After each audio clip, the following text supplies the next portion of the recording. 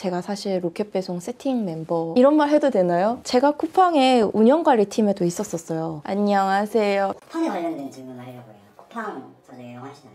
거의 로켓배송을 달고 살기는 하는데 쿠팡 초창기 멤버셨잖아요. 그때는 뭐 지금같이 될 거라고는 상상을 못하고 목표였었죠. 아마존처럼 되자였어요. 결국 그렇게 됐네요. 그쵸.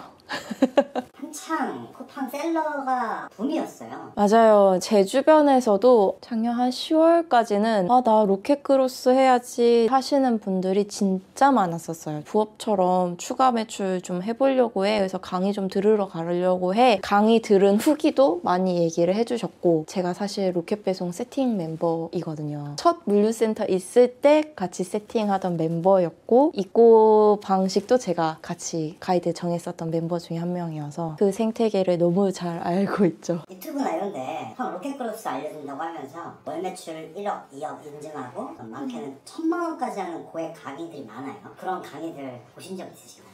사실 저는 제 돈 들여서 그 강의를 굳이 들을 필요는 없었어요. 근데 강의를 들었던 분들한테 강의 내용들을 전달 받은 적들이 있죠. 그러니까 기본적인 라인들은 알려주세요. 근데 이게 정말 돈을 벌고 있는 구조인지에 대해서는, 정말 돈을 번다라는 거는 순수익을 벌어야 돈을 버는 거잖아요. 그게 아니라 그냥 자금 묶이는 일만 알려주시는구나 라는 느낌을 진짜 많이 받았어요. 그럴 수밖에 없는 구조예요. 그럼 돈을 벌 수가 없다. 잘하고 오래된 사람만 벌 수 있는 구조다. 경험은 해보되 그걸로 돈 벌려고는 하지 마. 뭐라고 알려주시냐면, 다품종 소량을 사와서 입고를 시켜라. 한두 개 팔리는 거 보고 다시 리오더해서 다시 집어넣고, 그렇게 되면은 물류비나 환율이나 이런 거를 정확하게 어떻게 계산하는지 안 알려주시고, 1688 사이트에서 중국 환율에 곱하기 300배. 전 그거 진짜 잘못된 방법이라고 생각해요. 사실 다품종 소량으로 들어오시잖아요. 물류비가 일반 배대지로 들어오시게 되면 4만 원이라는 금액이 기본적으로 붙어요. 예를 들면 10개만 내가 수입을 했고 4만 원짜리를 원가에 녹여야 되는 거. 그러면 얼마겠어요? 비용이 4천 원이 더 업이 되는 거고, 심지어 거기에 가구매라는 것들도 하시잖아요. 못해도 1,000원에서 2,000원은 리뷰 비용을 줘야만 할 수 있는 거예요. 물건도 나한테 안 돌아오잖아요. 마케팅 비용, 물류 비용 이런 거를 다 계산을 해보면 진짜 첫 시작은 무조건 손실을 보고 가신다라는 거예요.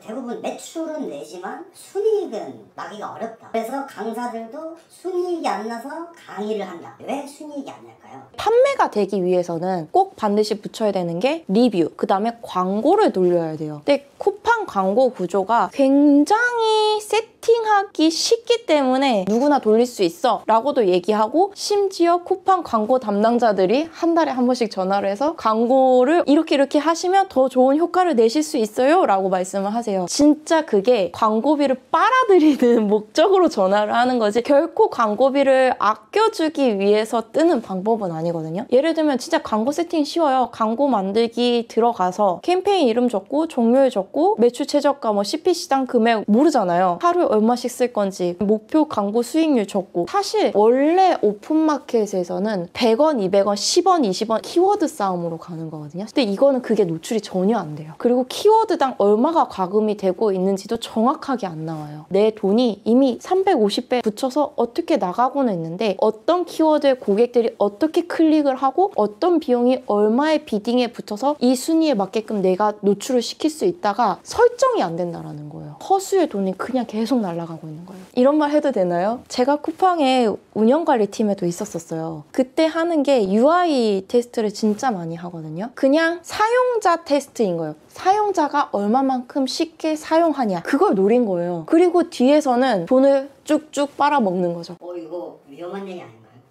근데 그렇게 해야 쿠팡도 돈을 벌죠. 그러니까 오픈마켓이랑 쿠팡이랑 비슷한 것 같아도 정말 달라요. 그리고 두 번째로, 쿠팡은 아이템 위너라는 개념이 있잖아요. 그냥 내가 잘 팔고 있는 상품에 경쟁자가 누구나 들어올 수 있어요. 먼치기 게임이 되는 거예요. 근데 예를 들어서 부업처럼 하시는 분들, 내가 몇십 개의 상품을 올려놨는데 그걸 하나하나 볼 수가 없잖아요. UI로 내 상품이 떨어진 거를 확인을 할 수는 있죠. 근데 떨어진 이유를 찾을 수는 없는 거예요. 그리고 상품 등록을 하실 때 자동으로 가격을 수정을 할 수 있게끔 해놨잖아요. 그것도 마찬가지예요. 그럼 자동으로 가격이 떨어지면서 내 순이익이 떨어지는 거예요. 정말 제대로 보시면서 10원, 20원을 관리하시지 않으면 순수익은 계속 떨어지시는 거예요. 느끼는 거예요. 그래서 저는 주변인들에게 쿠팡 로켓그로스를 추천하진 않아요. 그거 할 바엔 그냥 블로그 쓰라고.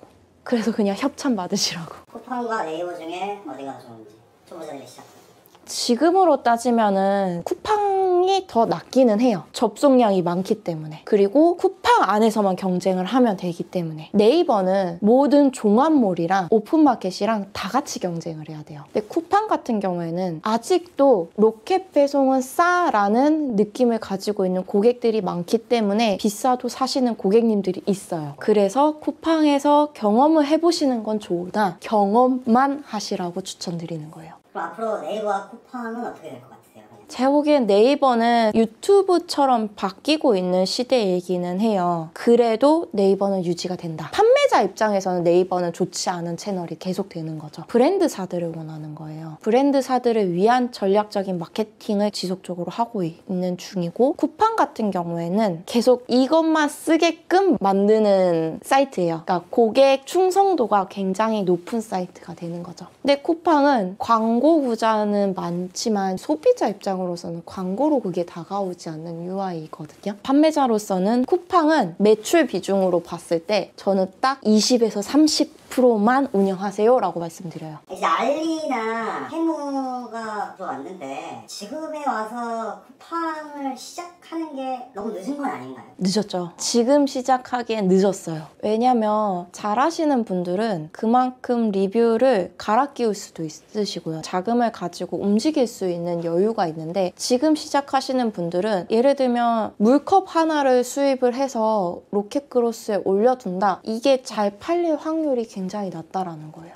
왜냐면 너무 잘 팔고 있는 분들이 원가를 너무 싸게 갖고 오기 때문에. 그럼 알리 테무가 들어오기 전에는 그래도 조금 더 난이도가 쉬웠을까요? 작년 이맘때쯤까지는 좀 괜찮았어요. 로켓 배송에서 로켓그로스로 전환이 되고 있었던 상황이었었어요. 지금 현 상황은 로켓 배송은 신규 업체를 안 받고 있거든요. 그래서 다 로켓그로스로 전환을 하고 있어요. 로켓 배송으로 잘하시던 분들이 로켓그로스로 전환이 되는 거예요. 카테고리를 점령을 하고 있는 상태인 거예요. 그렇기 때문에 지금 완전 포화 상태라고 저는 보고 있는 거죠. 마지막 질문은 앞으로 인플루언서 공동구매 시장은 어떻게 될 것 같아요? 최근에도 깜짝 놀랐었던 게 별별 공구가 다 뜨고 있어요. 호텔 숙박권, 키즈 펜션 이런 데도 공동구매로 운영을 하세요. 뭐 음식 구독권도 진행되기도 하고 그래서 저는 공동구매 시장이 올해 연말까지는 더 커지겠구나. 내가 생각하지 못했던 카테고리들도 점점 더 늘어나는구나. 그래서 옛날 소셜 커머스 초창기 티켓이라는 개념대로